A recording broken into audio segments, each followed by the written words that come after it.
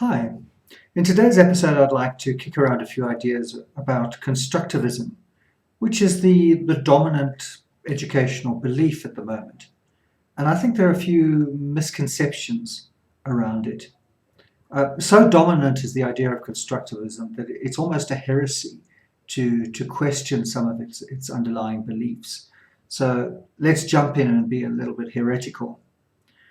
I think the first thing we need to recognize about constructivism is that there are three kind of aspects to it.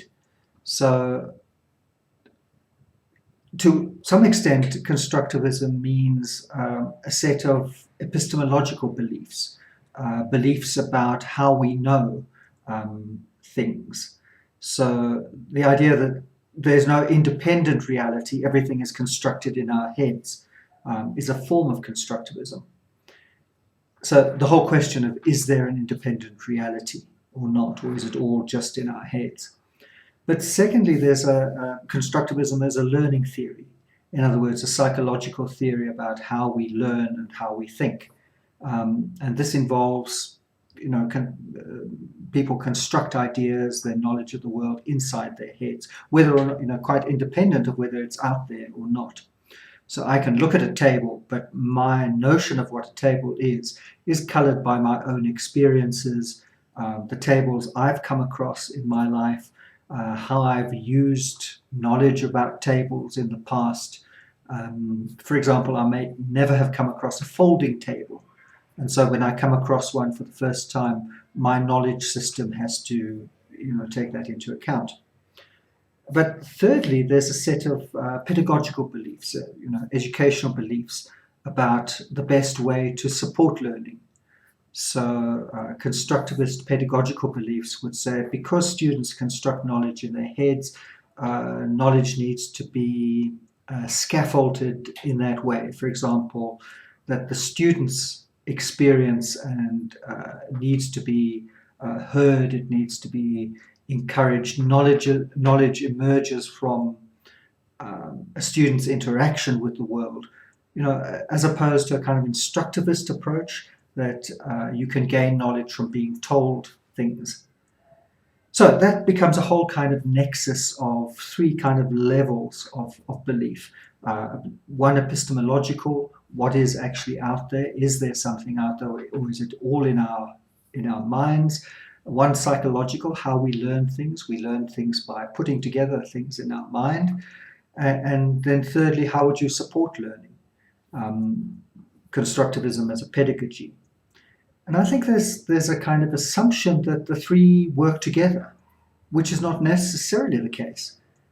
I mean, to say, for example, that knowledge is constructed in our heads is a bit of a truism. Where else would it be constructed? But that doesn't mean that there isn't something out there. That I'm looking at a table, that table is actually there. My understanding of table might be slightly different to yours because you've come across different tables in your life. Perhaps table is a bad example. Maybe, let's say horse. So if we're thinking about horse, my understanding of a horse might be, the Shetland pony that nearly nuzzled me to death when I was 5 years old. Your understanding of a horse might be of an Arab racehorse because you spend all your money at the racetrack.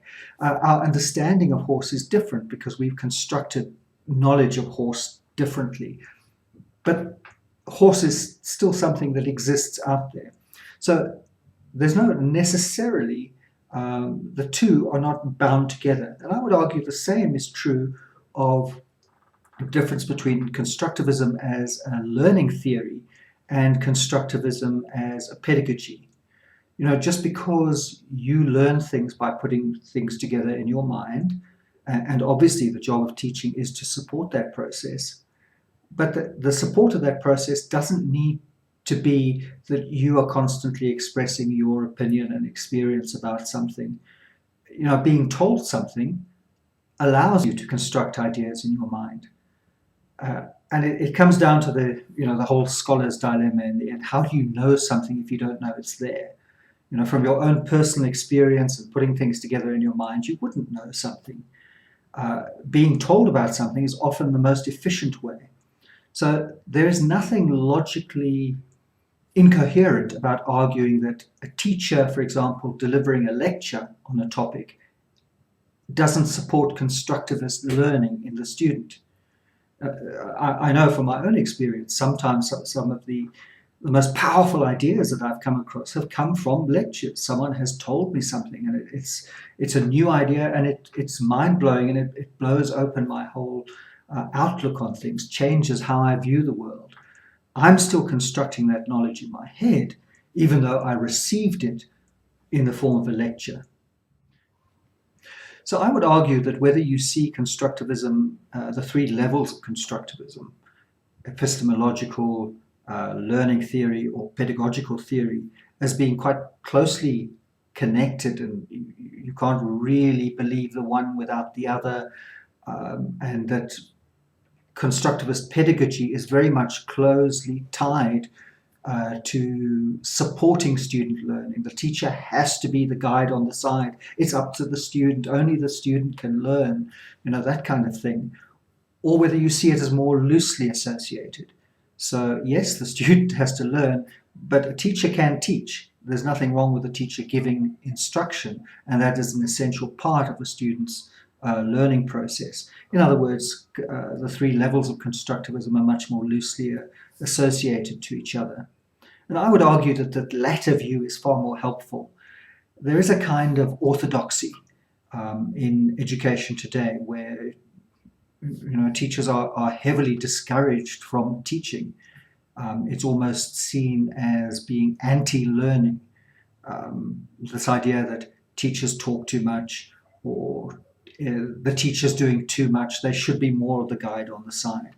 I'm a very firm believer that teachers need to be the meddler in the middle. We need to be closely involved in the pedagogical process. We need to be in there with our sleeves rolled up.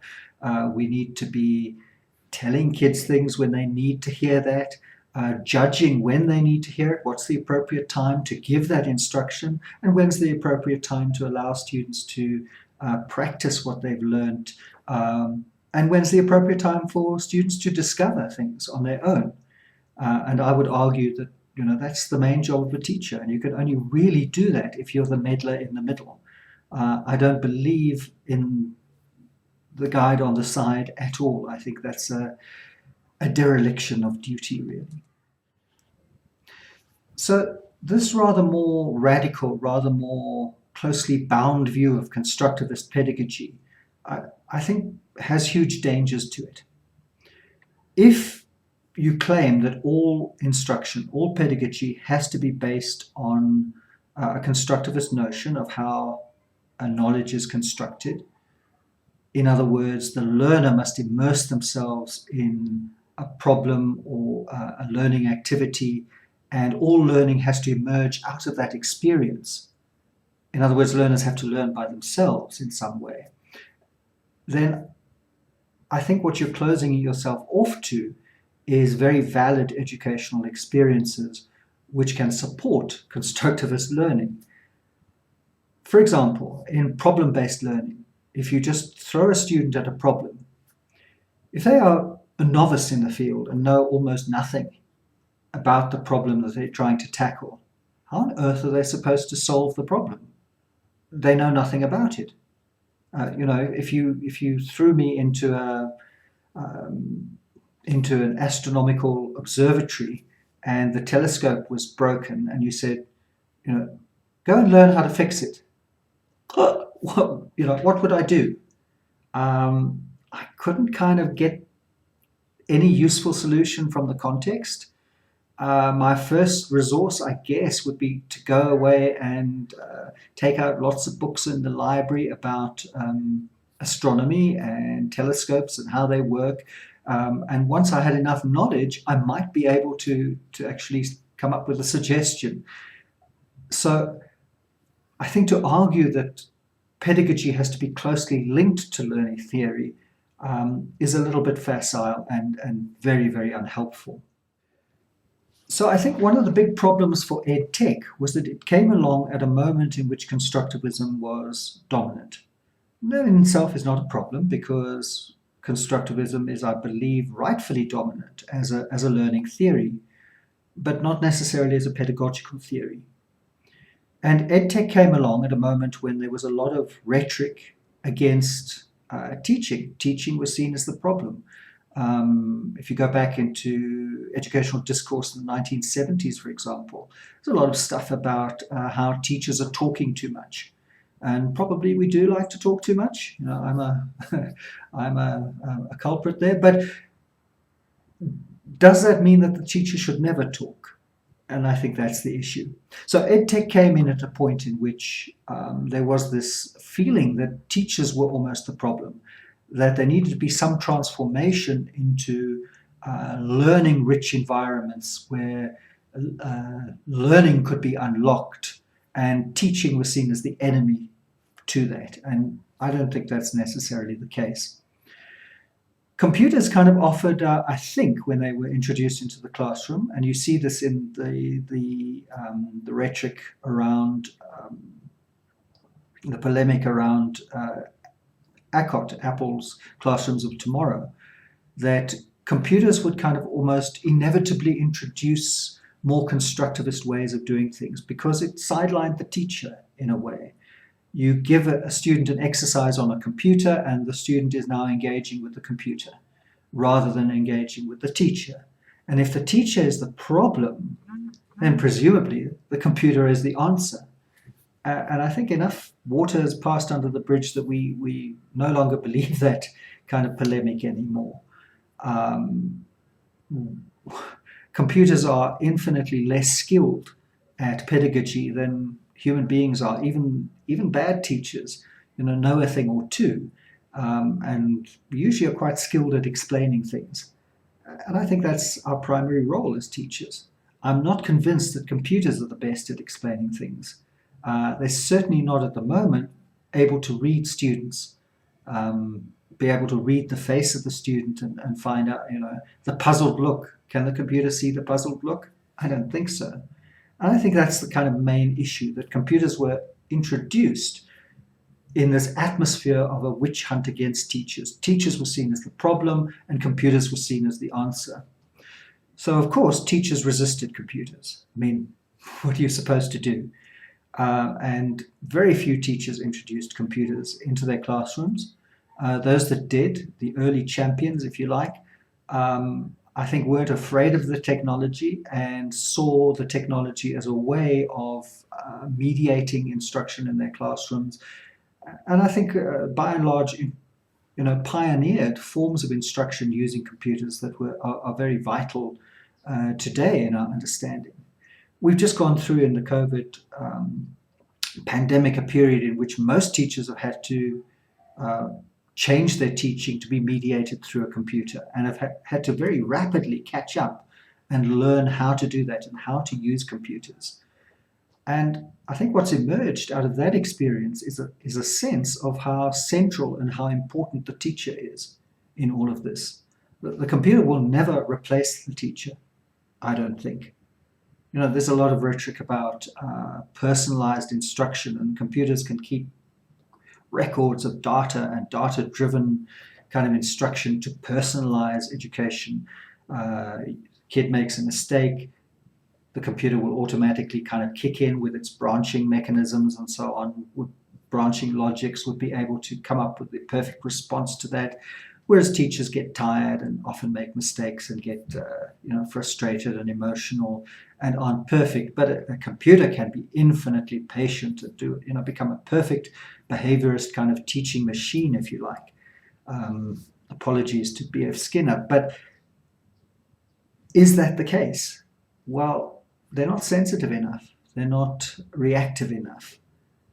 And I think any view of EdTech, which has this kind of hyper-optimistic view that computers will somehow transform education and sweep away teacher talk, teacher instruction, teacher input, and will relegate teachers to the guide on the side role, I think is A, deeply erroneous, and B, I can't see it working.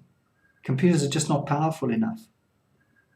Maybe At some future time, they will become more powerful and will be able to replace teachers, but I don't think it can in our lifetimes.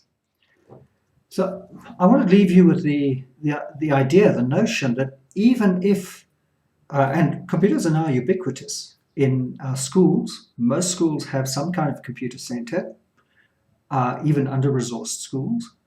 They're ubiquitous in the classroom. Most kids have a device, even if clandestinely being held under the desk in the form of a cell phone. Many schools have a bring your own device policy.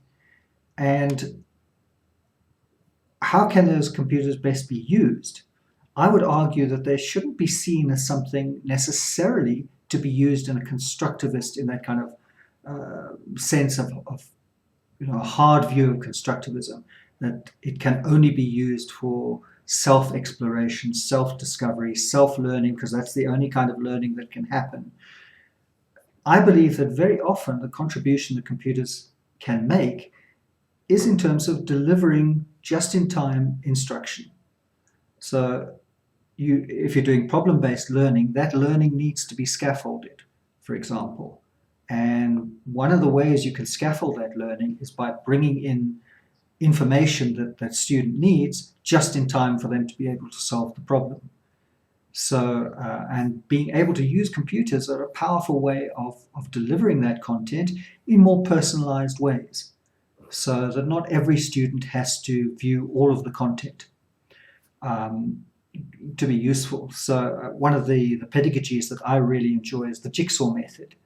So basically you take one group of kids and they get instruction in one particular aspect, another group gets instruction in another aspect, a third group in another aspect of the task, and then they, from each of those groups, you take members who are now experts in a particular branch of the problem, and you bring them together in little groups. So each group will contain people who have had some instruction in different aspects of the task. And then I think students have the capacity to work through the task.